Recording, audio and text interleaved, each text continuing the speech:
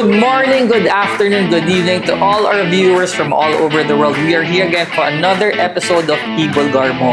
Kung saan ngayong araw na to, meron naman tayong makakakwentuhan at makakikilalang bagong guest. He is the ultimate grand winner of the Clones, the Voice of the Stars, and Itbulaga. Let's all welcome Jean Jordan. Jean, welcome to Bulgar. Thank you for accepting our invitation. Yes. Jean, start tayo. It's almost a year since you won the competition, di ba? Pero rewind tayo. Before joining sa Itbulaga, sino si Jean? Like, how were you as a kid? Saka taga-san ka? Taga-Taguig City ako, pero pinanganak ako sa Camarines North. Okay. Camarines Sur. Okay. Sa Bicol. Masasabi ko na yung childhood ko talaga is super makulit. Pero saan ka lumaki? Dito sa Taguig. Dito na. So, you were born in Bicol. Tapos kailan kayo pumunta ng family mo dito? Mga 2000. Ilan taon ka niyan? Parang 4 years old. Batang-bata Yes. pa. So talagang ito na yung memory mo in Taguig? Yes. Okay. Nakita na nila talaga yung parents ko na kumakanta ako. Kasi sumasabay ako sa cassette tapes. Mga ganun. No, Diba, luma sobrang luma, di ba? VHS, cassette tapes. Tapos naririnig ng parents ko na parang, uy, may potential to paglaki. Parang ganun. Parang magiging dancer. Pero may pinagmanahan ka. Like, sino sa family mo yung mahilig kumanta or into entertainment? Both Parents, sides, kumaanta sila pareho, mom and dad mo. Yes. Pero did you go any formal training or training? Kasi di ba sila Regine, yung nilulublob sa dagat, ganyan. Like, ikaw ba sa parents mo merong ganung training? Sa mother side ko, yung tito ko, kasi siya, musician siya. So, meron siyang certain technique na ginagawa sa lalamunan ko. Ginaganon. Bata ka pa lang. Yes. Doon ko natutunan yung vibrato, kung paano yung resonance. So parang at your early age, talagang meron ka ng ganung training? Hindi kayo parang bata na kanta lang ng kanta? So sinasama ka na ng uncle mo? Yes. Every time na pupunta yung tito ko sa bahay, laging nakaset up yung video okay sa bahay. Ayun, doon na nag-start yung parang vocal training ko sa kanya. Yun yung ginagawa niya, yung basic nilalagay sa lumunan ko para mag-vibrate. Hanggang sa natutunan ko na siya kahit wala. Correct. Pero bago ka sumali sa Itbulaga, I'm sure meron ka mga sinaliang ibang competitions before. Naalala mo pa ilang taon ka nung una ka sumali? Tsaka saan? Sa Taguig na yun parang 2008. Yun yung pinaka-first. Ilang taon ka niyan? Parang 12 years or 11. Nanalo ka? Yun nga beginner's luck. Nanalo ka? Yes, champion siya. Pero bakit ka sumali? Hindi ko siya pwede sabihin, pinilit ako ng mama ko. Kasi gusto ko din. Pero si mommy mo yung nagsabi, sali ka, may contest. Yes, okay. niya ako. Gusto mo ba sumali? Kasi siguro naisip niya, stepping stone. Pero at 12, hindi ka nahiya. Kasi may mga ibang bata mahiyain. Especially first competition mo. May stage fright ako noon. Pag sampa ko ng stage, nakatayo lang akong ganyan para akong puno. Nung naririnig ko na nag-a-applause na yung mga tao dahil sa boses ko na, parang nagkaroon ako ng gana. Doon nang lumabas yung mga gestures ko, like mga actions. So after first competition, kasi iba na-addict either sa fame, sa palakpakan, or yung iba, kailangan talaga because of yun yung bread and butter nila Yes. In your case, nung sumali ka, nanalo ka, syempre, iba yung confidence mo nun Yes. Nasundan ba to? Nasundan siya. Okay. Pero hindi naman ikaw yung mga, kasi may di ba sila Sarah Geronimo, dumadayo, di ba? Yung mga story. Ikaw ba, na-experience mo rin yun? Hindi kasi medyo salat kami ng financial problems. So, wala kaming pamasahe papunta sa ganito. Sa Taguig lang din siya. Okay. Doon na yung na-stop. Kasi nag-aaral na ako Nag-elementary na ako noon So, natigil ka din sa music? Yes, tagal din. Kasi nagbi-video kami Oo, Every time na may gatherings kami ng family, Hindi nagbi-video pa rin siya talaga nawawala? Hindi talaga nawawala. Pero yung competition, na-stop Kinatakutan ka rin ba? Kasi kung doon ka lang sumasali sa area ninyo, tapos nanalo.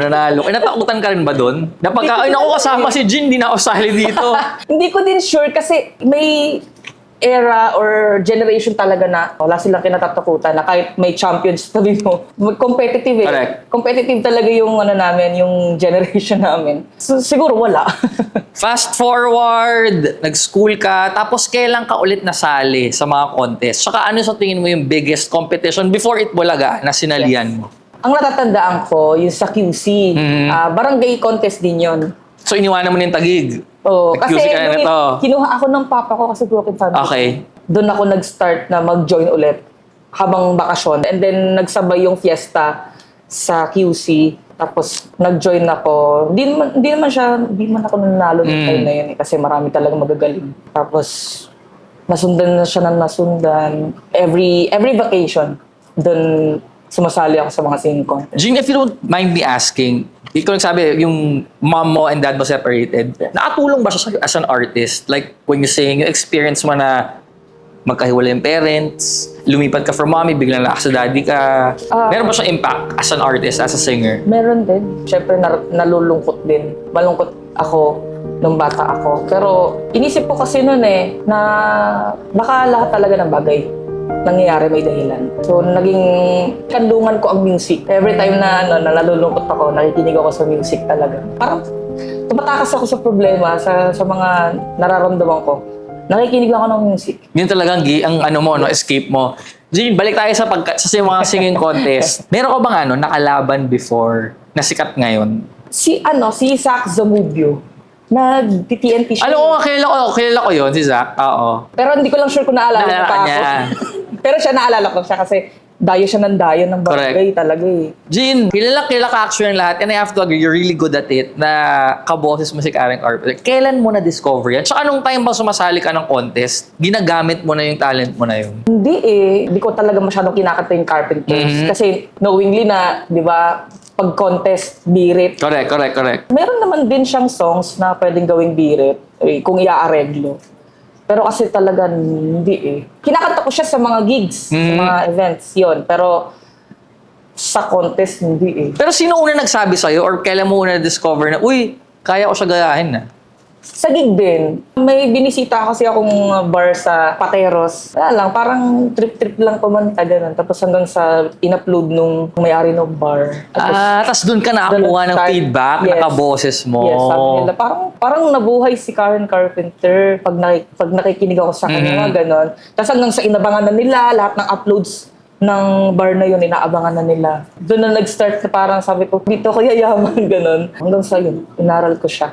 So, dyan ba nagsimula yung pagiging performer mo sa social media? Kasi marami dito sa Bulgar ang nagsasabi sa akin na naubos ang pera nila kaapasend ng gifts kay Jean. Sa TikTok. Doon ba nag-start siya? Oo kasi even before, nung nag-start pa lang ako sa mga bar gigs, nag-try din ako sa TikTok kasi, di ba, nagka-pandemic. Correct. So, nung pandemic talaga, halos lahat ng mga artists, mga singers talaga, nag-online sila, streaming.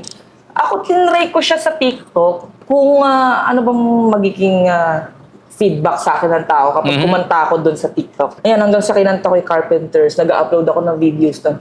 Ang dami nagre-request sa akin na mag-live ako kasi ayaw nilang maniwala. Na ikaw yun. Parang lip-sync daw kasi. Yun sabi nila. Sabi ko, mag-live ka nga kung dinedare nila ako mag-live ka nga kung talagang boses mo yan, baka nag-lip-sync ka lang. Hanggang sa pinaniwala ko sila na through live streaming. Jean, ano naging nakita mong difference from the time na nagpe-perform ka virtually nung finally, especially nung nanalo ka sa Itbulaga na ang dami na nanonood sa'yo talaga na live? Iba talaga kapag sa stage ka na kumakanta. Kasi mafe-feel mo yung yung instant reaction nila Yes, yung reaction, yung interaction ko with the crowd. Mararamdaman mo na nararamdaman nila yung song, yung message ng song na kinakanta ko. And yun nga, may times na kapag nagpo-perform ako, hindi ko talaga maiwasan na di maging emotional. Kasi yun yung first time na nanood sila para sa akin. Ganon. Balik tayo sa The Clone. So finally, you joined. What made you join? Gusto ko din kasi talagang mag-explore. I-explore kung meron pa bang manonood sa akin. Ganon. Ano pa bang magiging reception sa akin ng tao? Ano pa bang makikita sa akin ng tao? May times kasi na sumasali ako sa contest is yung boses ko yung gamit ko. What if I joined here, ano kayang magiging reaction nila kung magagaya ko yung boses ni Karen Carpenter? So yun yung parang naging naging drive ko. Pero na-feel mo na mananalo ka?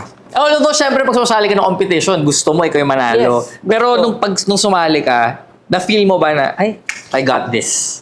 Nung una, yes, iniisip ko na kaya ko to, mananalo ako. Pero kasi nung naririnig ko na kasi yung mga kalaban na magagaling din. Magagaling din talaga. Doon ko na-realize na si Lord na yung bahala. Kung iloloobin na manalo ako, I will accept it. Pero kung hindi naman, tatanggapin ko. Pero gagalingan ko. Kasi gusto ko manalo. Yun yung nagiging fuel ko para ipagpatuloy at galingan. So yun yung naging inspirasyon ko, yung strength ko. Nahirapan ka sa competition? I mean, like, medyo. preparation-wise, tas yung mga kalaban mo. Was it hard for you yung journey mo nung sa The Clone? Oo mahirap din. Kasi knowing na Filipino tayo, so may times na nagiging yung accent ko is lumalabas talaga. So kailangan aralin yung kung paano pinopronounce ni Karen Carpenter, yung English May words. certain intonation sa mga Yes. diin eh. May mga words talaga sa American na hindi mo maitatago kapag nag-English ka ng Filipino. Lalabas yung accent ng Filipino eh. Pero sabi ko, kaya ko to eh. Kaya ko to. Ilang months din yun eh. Ilang months yung tinagal nung The Clones bago nag-finals. Every gig naman, nakakaya ko na palabasin yung accent ni Karen Carpenter. And nakikita ko naman sa reaction din ng mga tao, uy, gumagaling na siya sa diction. Correct. Nagiging maayos na yung English enunciations niya. Parang inaral niya talaga. Tapos ang dami na nagsasabi na, feeling ko ito mananalo, yung mga ganun. Siyempre, pinanghawakan ko yun. Yung mga tao na nagsasabi sa akin na ganun eh. So finally, you were announced the ultimate grand winner. Paano nabago yung buhay mo nito? Ang laki yung pinagbago. And sobrang thankful ako sa Itbulaga for the opportunity. Kasi dahil din sa kanila, nagbukas yung maraming pintuan para sa akin.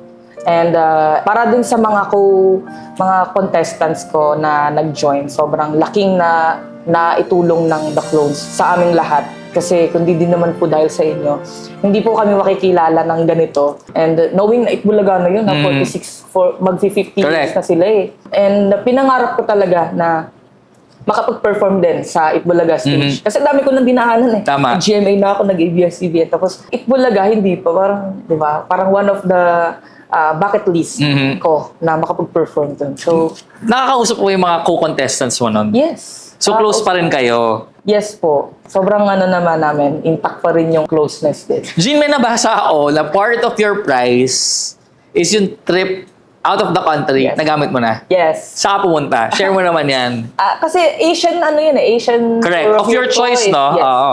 Nagpunta kami ng Vietnam with my partner. Nice. Yes. Anong weather? No? Kasi si Vietnam, alam ko parang 4 seasons, di ba?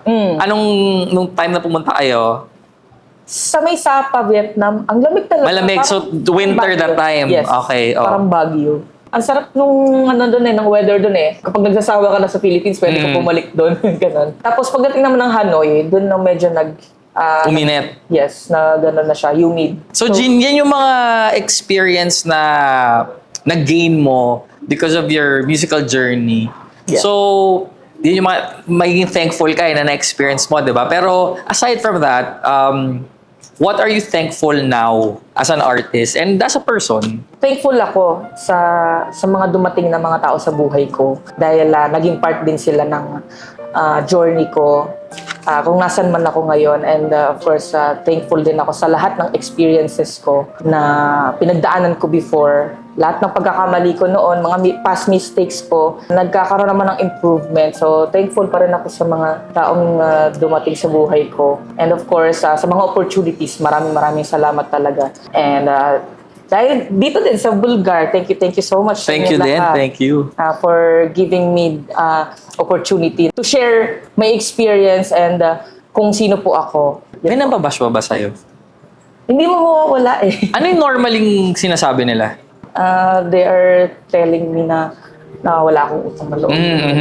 Tapos parang nawawala na yung boses ni Karen Carpenter.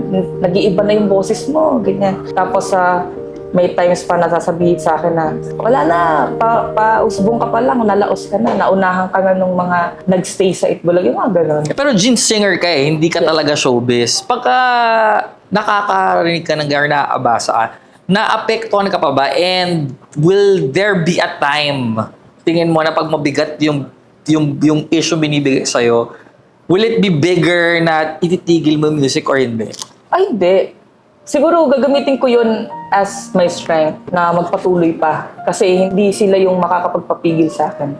Parang kanta ni Tia, Titanium. So kahit anong Correct. gawin nyo sa akin, patuloy pa rin ako. Hindi Gaano ako ka-important ang pagkanta sa'yo? bread and butter ko na to eh. Mahirap na siyang i-let go. Tsaka, pag nilet go ko siya, baka masirahan ako ng ulo. And, yun din yung takasan ko ng problema. Mhm. Yung every time na may problema ako, laging nandyan yung music eh. Hindi mawawala yan eh. Nandyan yung Apple Music, ganyan. Hindi mawawala eh. Karaoke. Any advice to aspiring singers na syempre na sinundan din yung journey mo sa Itbulaga na you wanted to tell them? To all aspiring singers na gusto talagang mag-join sa mga competitions, huwag kayong mawawalan ng pag-asa kahit matalo, kahit madapa kayo. Bumangon kayo kasi hindi naman dyan natatapos yung journey ninyo eh. Hindi yan sukatan na porke natalo ka ay hindi ka na magaling. May mas igagaling ka pa. And bata pa kayo. Step by step talaga. And meron talagang chance na dadating sa buhay nyo na mare-reject kayo or madi-defeat kayo. And gamitin nyo yun as strength para galingan palagi. And magugulat na lang kayo isang araw. Nandito na kayo. Magugulat kayo, nandito na kayo. Ganun. Jean, ano pa ang, kung meron kang dasal ngayon, what would it be? Gusto kong ipagdasal na world peace. Wow. Hindi ba sa Senate? World. May pagdadasal ko sana, good health pa sa parents ko. Kasi nakikita nila, nawi-witness pa nila yung kung ano yung nararamdaman. Success na nakukuha mo. And thankful ako kay Lord. Kasi nandyan pa rin sila.